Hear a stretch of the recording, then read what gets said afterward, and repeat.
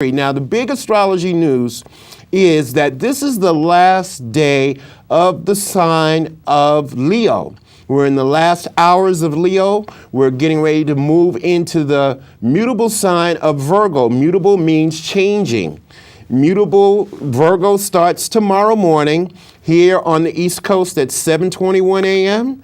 On the West Coast, for my people who are watching this show right now, streaming live on the internet, on the West Coast, it'll start at 4:21 a.m. Pacific Standard Time, or Pacific Daylight Time. And Virgo time begins tomorrow at 12:21 p.m. in London, England. So it comes in at the same time, but at different times throughout the time zones throughout the world.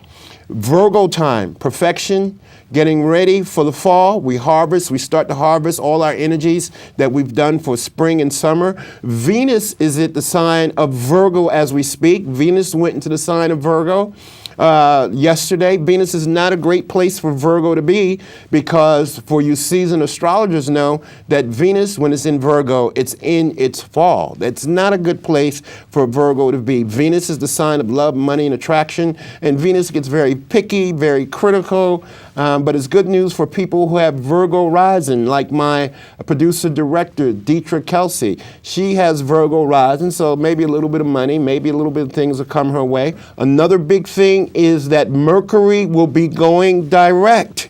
Now, we've all had our problems with Mercury over the summer. It went retrograde on August 2nd. It's going direct, meaning it's starting to turn back around. And that doesn't mean we're out of the clear or anything like that, but it'll be out of the shadow of its retrograde on September 9th. September 9th, Mercury will be at the place where the retrograde began, which is at 1 degree of Virgo. Some good news, bad news for you Sagittarians out there. Jupiter is going to be going retrograde until December. So Jupiter will be retrograde in the sign of Taurus, but we're at the 29th degree of Leo.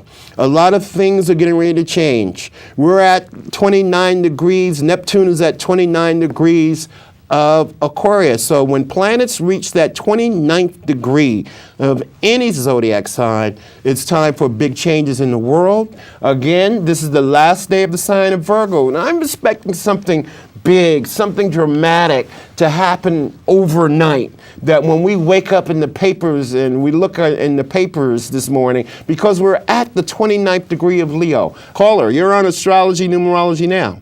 Hi. Hi, Annette. Hello, Annette. Yes, how are you? I'm fine, thank you. What day is your birthday, Annette? 5/4/58. 5/4, May 4th? Yes. Yes. May 4th, 1958. Correct. Okay, May 4th, 1958. Let's see what we got going on right here. One thing about you for 2011, and everybody can find out your own personal year simply by adding the number 4 to your birthday. Your birthday is 5/4. May is the 5th month.